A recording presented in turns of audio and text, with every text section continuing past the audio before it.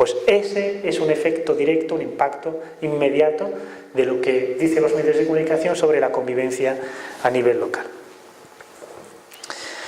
También la confusión, la desinformación, los prejuicios, la visión cortoplacista e interesada que he mencionado antes, y también, por desgracia, las autoridades que deberían de tener la iniciativa de motivar a la sociedad civil a trabajar por una sociedad más pacífica, más solidaria, donde todo el mundo disfrute de la diversidad, y se vea la diversidad como una riqueza. A nivel local, muchos ayuntamientos son sensibles e invierten parte de sus presupuestos pues, en este entendimiento. A este respecto yo responsabilizaría, mejor dicho, a las propias comunidades que no participan en las iniciativas del municipio o del ayuntamiento, y también además de no participar y de no tener iniciativa, porque me consta que muchísimos ayuntamientos quisieran tener iniciativas y cosas por el estilo, pero que por desgracia no encuentran al partner, no encuentran a gente que puedan ir a socios que puedan desarrollar con ellos esas iniciativas. Pero a nivel nacional, a nivel europeo, por desgracia hay poca sensibilidad hacia estas temáticas locales. No hay una pedagogía desde las autoridades ni programas que lleven a cabo programas que puedan, digamos, desarrollar un conocimiento mutuo a través de programas de televisión o a través de universidades, a través de iniciativas, de campañas, etc. Y esto, por desgracia, afecta. ¿Y qué hacen nuestros políticos? Pues como mucho, pues se limitan a apagar fuegos. Es decir, hasta que arde un fuego, entonces vamos a apagarlo. Pero antes no hay políticas de prevención. Y luego también la sombra que ejerce el escenario de la política internacional, sobre todo los conflictos sobre las relaciones internas, intercomunitarias dentro del mismo país, la escasa participación y sobre todo también, hay que decirlo, la poca y a veces incluso nula participación femenina. Es decir, no vemos apuesta firme porque las mujeres musulmanas tengan iniciativa o que representen a las comunidades y a los colectivos y que puedan participar y que puedan tener palabra. Y si tienen poco protagonismo en sus propias comunidades, pues menos lo van a tener a nivel social desde esta perspectiva. Por tanto, es muy importante que las propias comunidades musulmanas, uno de los obstáculos que tienen es que el papel de la mujer sigue siendo muy, muy secundario, por decirlo de alguna manera. Y ya termino con unas cuantas propuestas, no voy a pretender que sean soluciones, algunos medios o ideas o sugerencias, etcétera, para poder desarrollar esos objetivos y esas esperanzas y que podamos lograrlas. Pues la primera sería a nivel pedagógico, que es corregir conceptos. Es muy importante corregir cómo entendemos nuestra ciudadanía, y que es una ciudadanía que conlleva obligaciones y derechos, no solo derechos o solo obligaciones, ambas cosas van de la mano. Es muy importante que la comunidad musulmana y los ciudadanos en general se interesen por las causas comunes. Muchísimos ciudadanos no se enteran de lo que pasa en el país, no se enteran de lo que pasa en su ciudad, vive solo su vida individual, es uno de los obstáculos, el individualismo, ese egoísmo es uno de los obstáculos. Por lo tanto, el vivir encerrado solo en tu vida personal y tu vida individual y desinteresarte por los asuntos públicos. Y por cierto, esta anécdota me gusta recordarla siempre que la recuerdo, y es que en griego existía el concepto de ciudadano, que es de donde proviene, que es la persona que se interesa por los asuntos públicos. Pero ¿sabéis cómo se llama en griego la persona que es lo contrario de ciudadano? Una persona que no se interesa por los asuntos públicos.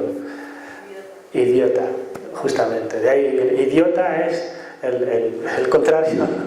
Evidentemente ha cambiado un poco de fondo, de significado, pero el idiota es aquel que no se interesa por... Y luego nos quejamos de cómo nos van las cosas. Uno no participa nunca y luego es fácil echar la culpa a quien intenta hacer algo y a veces acierta o a veces no. Por lo tanto, es muy importante el de corregir el concepto de ciudadanía y desarrollarla en todos los ámbitos de la vida social y no solo en el ámbito religioso. Es decir, el empleo, la convivencia, seguridad, la lucha contra la desigualdad, contra la discriminación, la violencia de género, etcétera, etcétera, etcétera.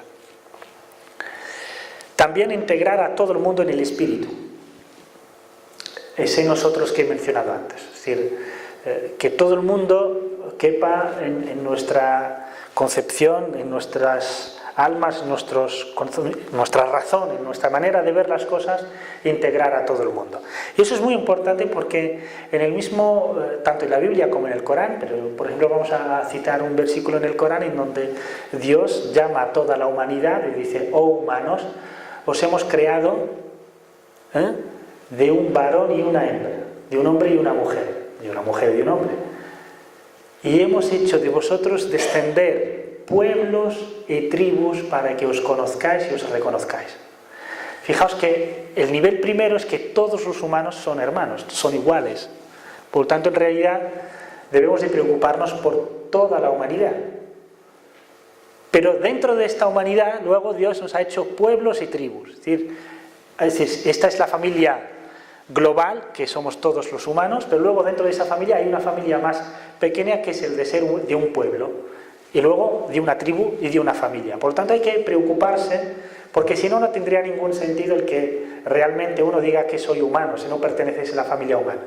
Esto de, cuando hablamos de familia humana, ya si integramos a la humanidad en nuestro espíritu, ya muchísimos males, muchísimas enfermedades sociales, muchos males y muchos conflictos se resolverían solos. Por ejemplo, el tema del racismo, el tema de la discriminación por motivo de religión, de color, de género, no tendría ningún sentido, porque si tú discriminas a alguien vas en contra de tu propia familia humana, es decir, vas en contra del mensaje divino.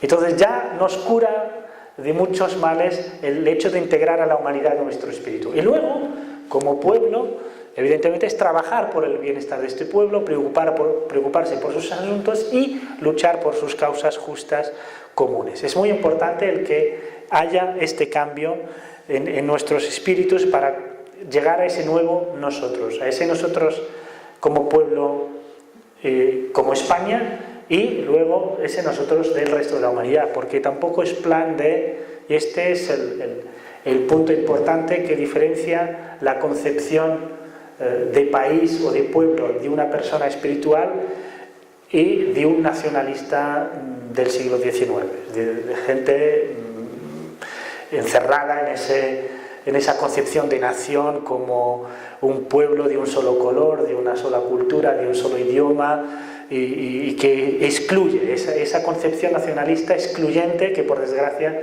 vemos resurgir en alguna que otra comunidad autónoma de nuestro país. Entonces, la concepción es que no voy a estar plenamente satisfecho y realizado como ser humano, no solo cuando mi país vaya de maravilla, sino en la humanidad. Y esa insatisfacción de que las cosas no van bien del todo nos empuja a mejorarnos a nosotros mismos, a nuestras sociedades y también a mejorar el mundo. Y ese es el espíritu, creo que es muy importante, y que los creyentes o las personas que dan importancia a la espiritualidad pueden añadir, es un valor añadido para, digamos, en su concepción de sociedad, de pueblo y del mundo. Luego es muy importante también, uno de los medios es la apertura. Yo no concibo a ciudadanos que no se abren unos a otros. Y también a nivel de comunidades, no concibo a la comunidad musulmana que no se abra a su entorno, que no abra sus lugares de culto, su mezquita, su realidad a sus conciudadanos, a sus vecinos. Es decir, vivir encerrados. Me han contado que hay algunas comunidades donde tienen mezquita de hace 20 años y los vecinos más inmediatos de la mezquita no saben qué es una mezquita. Esto es normal. Y la gente es comprensiva, la gente está, no sé qué hacen ahí, no sé quiénes son, pero bueno, no me voy a meter en sus vidas. Pero en realidad no tiene ningún sentido tener un lugar de culto donde la comunidad se reúne, festeja sus festivos, etcétera, y que los vecinos y que el ayuntamiento, el municipio, la junta municipal no estén invitados, no se les abran las puertas, no se les inviten, no lo intento. Tiene que haber una apertura hablábamos de apertura de espíritu, pues también apertura de espacios, de los espacios comunitarios a la sociedad en general. Y también es muy importante porque lo suelen llamar algunos sociólogos como generación bisagra. El mundo está conociendo grandes transformaciones, grandes cambios, nuestro país también, y hay muchos, que tienen 2 culturas, 3, que provienen de un país y han desarrollado su vida aquí, etc. Esa generación bisagra es la generación que debería de facilitar el entendimiento y no obstaculizarlo. ¿En qué sentido? Pues es muy importante que cuando una sociedad, cualquier sociedad, tanto local, nacional o como quieras, cuando hay nuevos elementos, la reacción por pura supervivencia suele ser de rechazo, de miedo, ¿no? de inseguridad. Pues es muy importante ser comprensivos con estos miedos y con esta inseguridad. No a la primera reaccionar de forma aireada por ejemplo, cuando unos vecinos se oponen a la apertura de una mezquita, volviendo al ejemplo anterior, en lugar de directamente ir a denunciar o que son racistas o que son gente intolerante, pues abrir un diálogo, comprender las preocupaciones, entender cuáles son sus necesidades. Incluso voy más allá y conozco muchos ejemplos, gracias a Dios, y se empieza a tener en cuenta de que antes de abrir la mezquita se preguntan a los vecinos para, entre otras cosas, además de contar con su aprobación, pues también ahorrar gastos.